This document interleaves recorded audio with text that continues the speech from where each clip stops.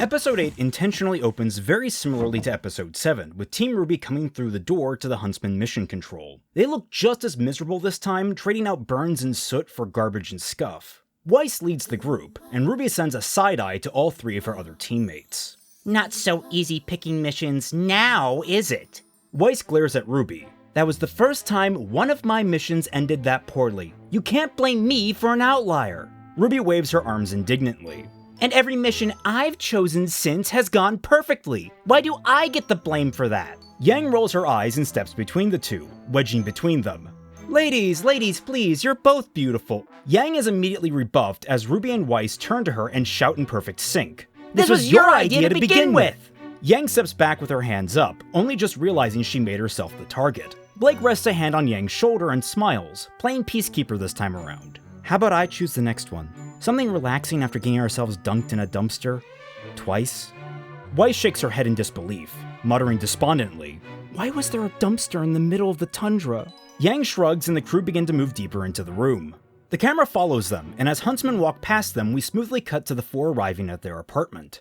Yang, still mid-shrug, suggests, "Maybe we should just take a day off." Blake frowns and asks, "Can we just do that?" From their open door, across the hall, John pokes his head out, calling out to them, "That was always an option!" Yang, Blake, and RWBY look back at him while Weiss hits the door controls, not in a mood to entertain Junior's shenanigans while declaring, "The only option I need right now is a shower." Yang piggybacks off what John said and motions to the apartment. I mean, not like we can't afford it. It's not like we've got a lot of expenses. RWBY looks around the room all the same, but it seems only to trouble her mood sinking faster. "We can't be ungrateful, Yang." Putting Crescent Rose on a table, RWBY unzips her cloak. "The General has been so accommodating to us, and we..." Yang picks up on RWBY's slump, scooching in close and wrapping RWBY in a side hug. "Still feeling guilty about all that?" The other two, shifting a sense for the serious, draw in closer as RWBY grows more pensive. "I feel like we could be doing more. It's almost been a month, and we're just sitting around waiting for Ironwood to get done with Harpoon. Maybe, if you knew more..." Weiss crosses her arms. "Don't go double-guessing yourself." This gets a raised eyebrow from Blake. "Weren't you the one that wanted to trust Ironwood?" And Weiss replies hesitantly, "Want to and do are two different things." She turns to RWBY, growing pensive herself. "Invoking the Architect is troubling. Even if it's for different reasons, we have more than enough to believe he might not need to know. The only thing I still think we should do is tell him about the lamp. But if RWBY thinks it's best, I'll stand by her." Still conflicted, RWBY at least manages a soft smile Weiss's way. "But I'm not your leader anymore, remember?" The words are playful, but tinged with a grain of truth. Surprisingly, Blake's hand chops down softly on RWBY's head, causing her to look back up at Blake in confusion. Blake offers a comforting smile in return. "That was a joke, and you know it." RWBY smiles back, still conflicted. "I guess I just don't like sitting around like this knowing she's still out there. For all we know, she's planning something over in Vacuo to get the relic, or doubling back to destroy Vale or something." Blake's smile slips just a bit. "We can only work with what we know is in front of us. Worrying about things like that, it doesn't lead to good places."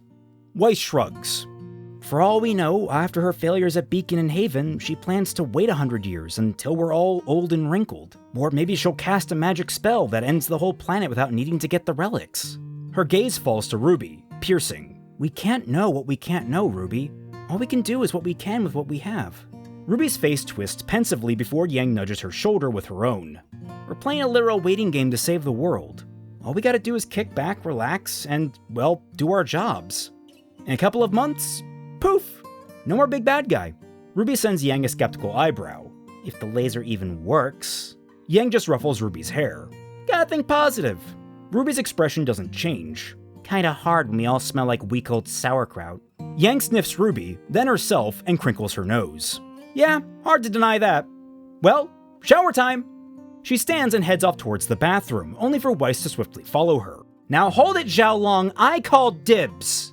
We cut to Blake's face, watching the two as Yang teases back. "Since when do you respect dibs protocol?" Blake smiles fondly at them before getting a message on her scroll, which makes her raise her brows. Typing something back, she walks past the room's window, then off screen.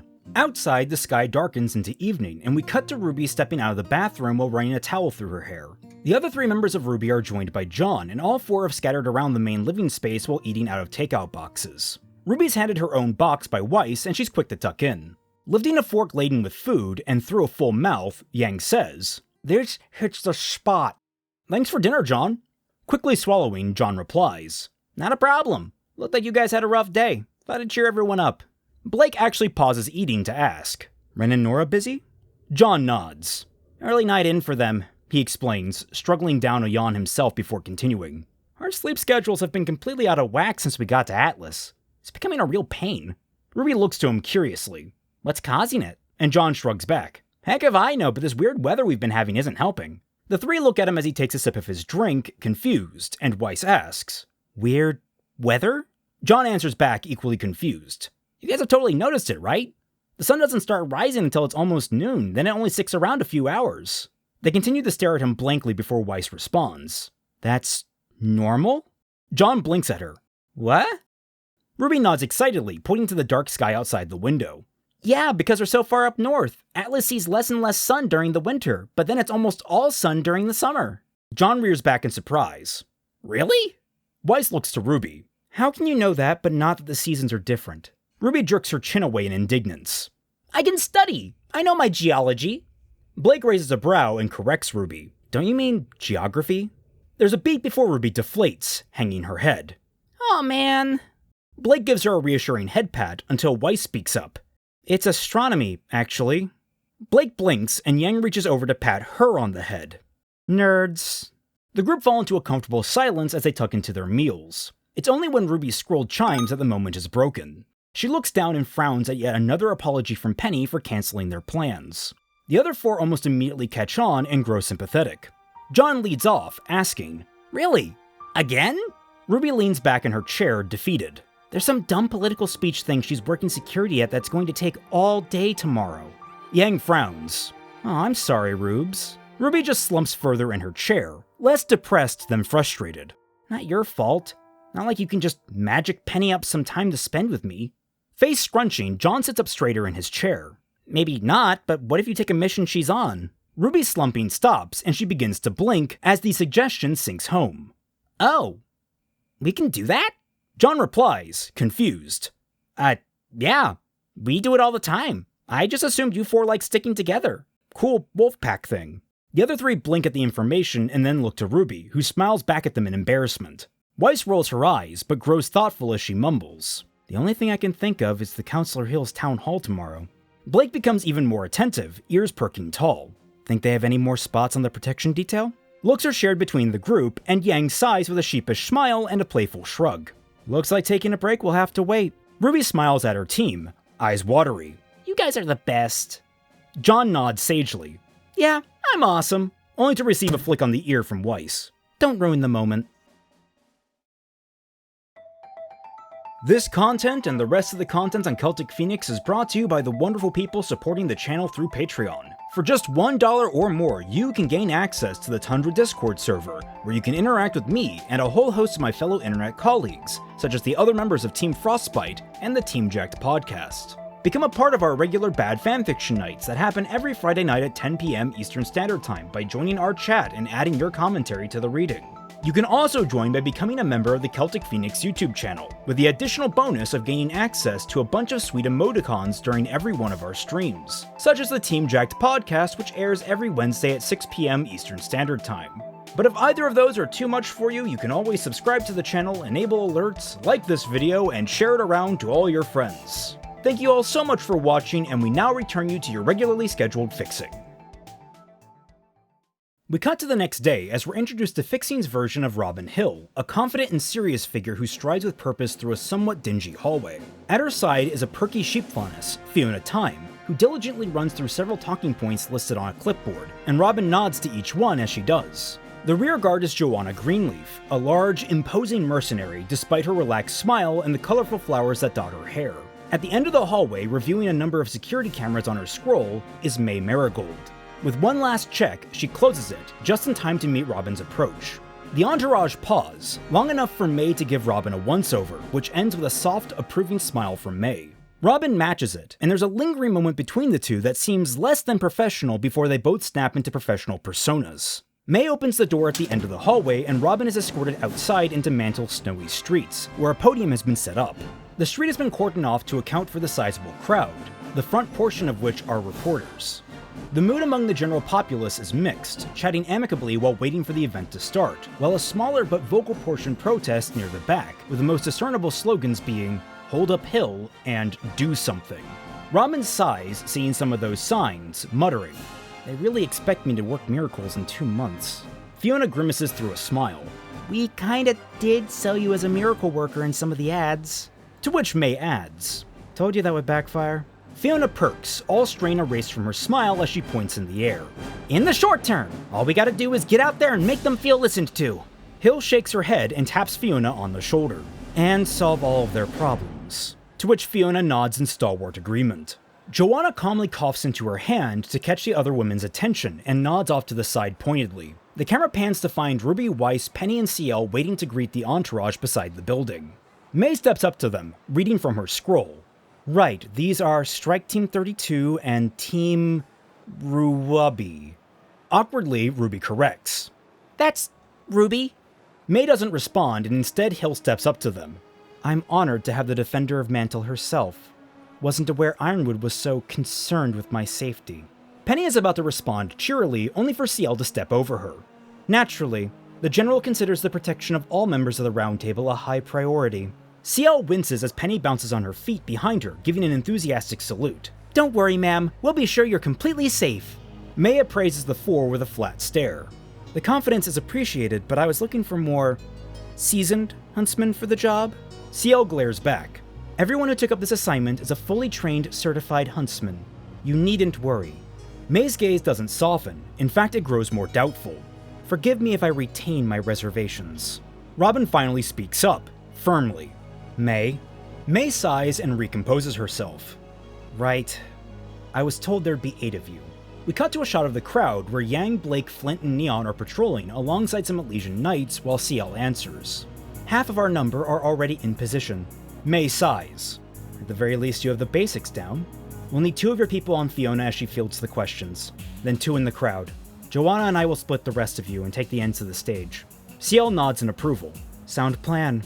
Penny and I... CL trails off when she turns around and finds RWBY clinging to Penny's arm, having effectively claimed her as her pair. Penny shows no outward expression this is a problem, and even gives a small wave when she realizes CL is staring. Rose, this is a mission, not social hour. RWBY just responds with a chirpy, "Yep," and continues to stare into CL's eyes challengingly. CL's eyes begin to twitch when Weiss walks up to rest a hand on her shoulder.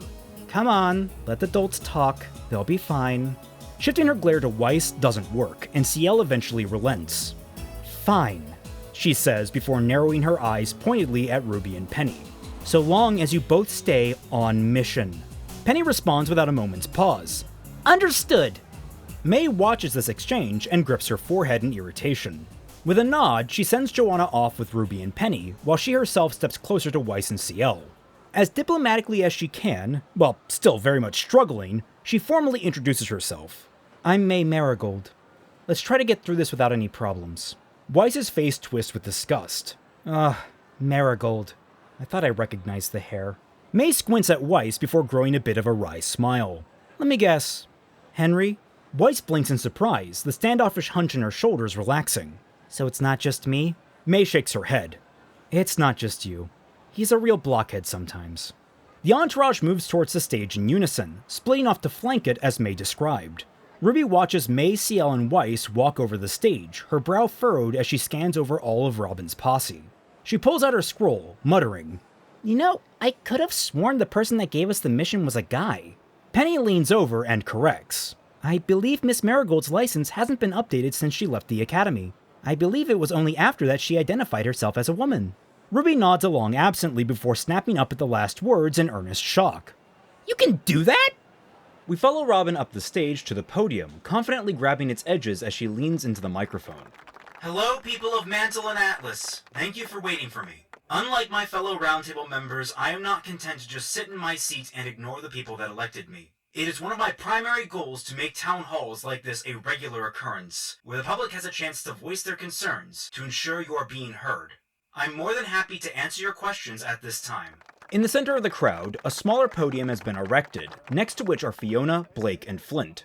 A crowd member, a haggard-looking middle-aged man, steps up to the microphone to ask, You promised to end the trade embargo if you were elected, but that hasn't happened yet. Things are only getting more expensive down here. I can't feed my family if this keeps up. If the question upsets Robin, she doesn't show it, and she answers with no hesitation. Other members of the Roundtable are still convinced the embargo is a necessity. One of them is amenable to reopening trade to a limited extent, but the other two are firmly entrenched. Rest assured, I am working tirelessly to get a third vote on this matter. Mantle's struggle is Atlas's struggle, even if they don't realize it yet. Thank you for your question. Fiona shuffles the crowd member away from the podium as Flint leads a new one forward. The questions from the crowd fade into the background as we focus on Ruby and Penny, standing attentively behind Joanna, though it's clear Ruby is a bit restless. So... She starts, her voice low so as to not travel beyond them. Just who is this Robin lady? Joanna looks over her shoulder with a raised brow. Do you not know? Realizing Joanna could hear her, Ruby scratches her head in embarrassment. There was a blurb on the mission page, but it didn't tell me much. I was more focused on the logistical stuff. Penny smiles and quickly recites. Robin Hill is a councilwoman who was controversially elected in Mantle's 11th representative vote, notable for her open trade policy in light of Atlas's embargo on the trade of goods. Ruby blinks at Penny and asks, "Why does it sound like you were reading that from an article?" To which Penny replies, "I was!" Joanna shakes her head in amusement and turns her attention back to the crowd. Ruby, smiling wistfully, stares out over the crowd, though it's clear her attention is anywhere but there. "I miss spending time with you. Kinda sucks we have to do it on the clock." Penny nods in agreement. "I'm sorry I have to keep rescheduling our plans to hang out, but I am glad you made the effort. I too miss spending time with you." The brief hesitation in her last sentence goes largely unnoticed by Ruby, who smiles in return. "So, what's it like, being Defender of Mantle?" Penny hops on her heels and pumps her arms proudly. "It is an honor to serve Mantle on behalf of Atlas, to protect the people and all that is theirs to love and cherish." Ruby's face is unimpressed by the clearly rehearsed spiel and follows it up by asking, "And what's it really like?" Penny collects her thoughts, her smile waning. "It is very rewarding. There is nothing I love seeing more than people happy, but it is also very demanding. CL, Flint, and Neon have all done their parts to involve me in leisure activities in my limited free time, but I am never sure if I am participating properly." Ruby waves that off. "Please, you're like the funnest person ever!" Penny's face remains frozen in thought, and Ruby nudges her side gently. "There's not another person on the planet that could have made learning to walk in heels fun." Ruby shifts and takes on a respectable posture, holding a dainty hand to her chest. "Weiss was always like, 'No, you don't. You're doing it wrong. Here, watch me.'" She sinks down with a shrug. "And Yang would just laugh at me and tell me I should go with flats." Her eyes sparkle at Penny, barely resisting a laugh at the end. "But describing it like the action of a 275 Klingsum hitch barrel axe? That was hilarious!" Ruby's enthusiasm slumps, muttering, "Shame I never really cracked, walking in them. But I had a blast." Listening to Ruby ramble, Penny can't help but crack a smile and devolve into giggles. "That description is very apt," she replies. "Though I cannot help but think that my past self was incorrect. Your attempts at walking in heels was more akin to a Shellman cold-pressed hinge muzzle." There's a pause as Ruby stares at Penny, and then struggles to contain a full-on guffaw. "Penny!" Ruby hisses, biting one of her knuckles. "You can't just say that! That's mean!" The reply stirs another wave of giggles from the girls, and though Ruby seems quite content, a level of tension never quite leaves Penny's face. In a rare moment, Penny seems almost lost in thought. Ruby gently bumps shoulders with Penny, whispering gently, "It's good to have you back." Penny smiles broadly, the tension still buried beneath. "It is good to be back." They stand in amicable silence for a moment, listening to the speech before Ruby speaks again. "I like your new look." Penny blinks for a moment and cocks her head towards Ruby. "New look?" Ruby nods. "Yeah, the ponytail's a good look." Penny's brows furrow and her eyes scan from side to side as if trying to read something cryptic. "My hair is different." Ruby chatters on, looking out into the crowd. "Yeah, it's really cute. And you're taller now. Not gonna lie, kinda jealous." Penny's reply follows immediately. "Ruby, please stop speaking." The words are distant, measured, and while it's technically a demand, it sounds almost like a request, a plea. Ruby flinches at the abrupt conversation closer. Her face fluctuates through a number of worried expressions, several times opening her mouth to say something before frowning and doing as Penny requested by staying silent. We focus back in on Robin's town hall as an older woman asks, "Do you know anything about the disappearances lately? We don't even know if Atlas is investigating." As the woman speaks, we focus on a cloaked figure shifting through the crowd. Robin nods solemnly to the question. I've been doing my best to keep up to date with crime statistics in Mantle, and the rise in disappearances has been troubling. The figure that snuck into the crowd mutters just loud enough for the people around him to hear. Troubling my ass, she's done nothing for months. All she cares about is that council seat. While it doesn't pick up right away, a few people begin to scowl at Robin. Unawares, Robin continues, eyes firm. I've been assured by the officers in charge of Mantle security that there is an open case file. But considering several of the missing peoples were reporters less than favorable to Atlas, I've tasked members within my own staff to conduct their own investigation into the matter. The cloaked figure has moved to a different portion of the crowd and whispers loudly, Wait, are the Atlesians targeting us now? Which then provokes a different crowd goer to say, My cousin, she was working on a paper like that, do you think? Around them, more and more people become agitated, and we pan back to see several instances of this rippling through the crowd. Robin frowns, reading the crowd's mood dropping, and grips the podium microphone. I too am worried after what happened at Beacon, but we are doing our best to find the true culprit. A voice shouts from the crowd, Why are you protecting them? While no one is quite sure where the yelling came from, the camera pans over to the cloaked figure of Tyrion, lowering his hands from his lips with a giddy smile. Robin glares in the shout's general direction and snaps. I would never defend the guilty, but we cannot jump to conclusions. The nervous murmuring already taking the crowd by storm grows in volume. We cut away to the perspective of a security camera and pull back gradually to a tight shot of Watts' wicked smile. The camera stays close to his motions, following his fingers as he activates something on one of his many scrolls in front of him. We jump to a park in Mantle with a freestanding stone arch as its centerpiece, the frame of the main gate to the old wall, left as a relic of the past. A larger metal wall stands a few hundred feet away, adjacent to the park, with smaller utilitarian industrial gates serving to defend Mantle from outside threats. And then the gates begin to open. A wide shot gives us perspective that this is only a few city blocks away from the town hall, and we're given yet another vantage point on the event to see that the crowd has begun to devolve into speculative shouting, growing panic, and misplaced anger. All of this is egged on by Tyrion, who becomes a floating provocateur within the crowd. We cut back to the industrial doors as they finish opening. A pair of Atlas Knights are oblivious to the open gateway until it's too late. Several Grimm streak out of the dark passage, bowling them over and destroying the robots simply by accident. We cut to their perspective, seeing the faint miasma of negative emotion that coats the city, but also the hotspot of the town hall. We cut to Ruby and Joanna eyeing the now rowdy crowd with anxiety, both of them tensed for a fight. Penny seems attentive and still, but it's clear there is still a distance in her eyes, so much so that when people start screaming about Grimm, she's actually startled to awareness. The shadowy monsters charge towards the crowd, bowling through the hastily assembled Atlesian knights, and as the chaos erupts, Tyrion slinks into the shadows to vanish from sight, eyes bulging and grin wide. The first to really react are Ruby and Neon, who open with hit-and-run tactics on the Grimm to slow their advance. It gives enough time for Flint and his clones to sprint to the front of the crowd and create a wall of sound that repels most of the Grimm. The crowd begins to flee in a panic, and Fiona is knocked to the ground in the shuffle. Blake manages to grab her and swing them out of harm's way before she can get trampled, something Fiona is incredibly grateful for when they land on the stage. May and Joanna circle around Robin and Fiona, giving Blake a thankful nod before she swings off to help the other huntsmen. Flint's wall is holding, though some of the Grimm manage to slip through. Those that do are met by Yang, Blake, Ruby, and Neon. Deeper back, Weiss summons up her armored Gygus as a last line of defense for the fleeing crowd, and while holding that concentration, she calls upon a slow glyph that encircles Flint, extending how long he'll be able to hold his breath while holding a sustained note that can keep up the barrier. This provides ample time for Penny to dive into the fray and begin to absolutely dismantle the Grimm forces.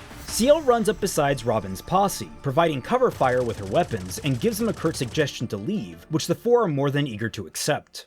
Ciel flips her visor down over her eyes, and we see through its heads-up display as it analyzes the still oncoming Grimm horde. It calculates the multiple routes the Grimm may have taken, the distance from which they can sense, and the nearest entrances to the city. Overlaying a map of Mantle, she quickly determines which entry points the Grimm came from. She compiles the data and with a flick of her hand over the virtual interface, shunts it off towards Penny, instantly delivering the information to Penny's mind.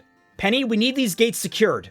Penny gives a resolute, Roger, before blasting off into the sky and over the rooftops towards the gates. We follow Penny as she arrives at the gates and locates the doors. She cuts them free of the clamps holding them open, letting gravity slam them back down on top of the Grimm hordes. Swooping down, she begins to clean up the remaining Grimm while we cut back to the rest of the teams, doing much the same. With the last of the Grimm gone, all anyone can do is share looks between each other, confused how an attack like that even happened. When Penny swoops in, Ciel is frowning, borderline furious. Penny! Polendina, where were your eyes? Penny looks aside, clearly ashamed and uncomfortably quiet. CL's glare falls to RWBY, then back to Penny before motioning between them. You two can't be paired up together anymore. RWBY throws her arms to the side. Oh, come on! But CL is adamant. No, Rose, people almost died. To everyone's surprise, Penny's voice cuts through the burgeoning argument. It wasn't her fault. It was mine. CL stares at Penny, at her clearly conflicted face, before sighing in frustration. My point stands. She looks back at RWBY with a side-eye. You two clearly don't work well together. RWBY's frown turns into a glare at CL, who motions to Penny to follow. Come on, 32, we're tracking down stragglers. Team RWBY, you get to stay on site to clean up this mess. Watching Penny leave, RWBY's face softens with concern. We cut to the same security feed from earlier, showing the damage left in the panic's wake, before the screen cuts over to a news report interviewing a citizen. The panic and confusion is evident in their voice, and we flip between different interviews from different news channels about the incident. While all the accounts are unique, and some are even wildly out of proportion, there's a clear thread stringing them together. The people from Mantle at that town hall are growing wary of Atlas, and their speculation about why the Grimm got in suspects some kind of inside job. In his chair, Watts leans back, kicking his feet up on the desk and plucking his mustache with glee. A door opens to the side, and Tyrion's ecstatic voice comes pouring in. That was exhilarating! The Scorpion Faunus waltzes into the room and drapes his back dramatically over Watts' desk, staring wildly at the ceiling. I was absolutely beside myself! Your plans are always so dreadfully boring, but here we are! Rolling over, Tyrion pinches Watts' cheek. You're back in the swing of things! Watts, eyes enraged, calmly reaches up and wrenches Tyrion's hand from his face. Never touch me again. Tyrion shakes out his hand with a grunt of disdain before moving on. Though I do wonder, why didn't you just open all the doors at once? Watts stretches and flips through his screens, analyzing dataset after dataset displayed to him. We're only on step 1. He answers smoothly. To open all the gates would show our hand. The volume of Grimm would be nowhere near enough to overwhelm the populace. The military would sweep in, save the day, and it would be obvious there was some external tampering. His screen switches over to some sort of glass building complex. Today was us merely planting a seed. The logs will show the doors had a timer malfunction, the military takes the blame for the faulty equipment, and the fomented hatred is simply the way things are. Tyrion flips around to squat on Watts' desk, scratching his chin in appreciation. I see. And when do we water these seeds? Smiling to himself, Watts taps away at his scroll. Soon. You know what they say. No society is more than 3 meals away from revolution. His finger comes down hard on one of the scrolls and we cut to black, ending the episode.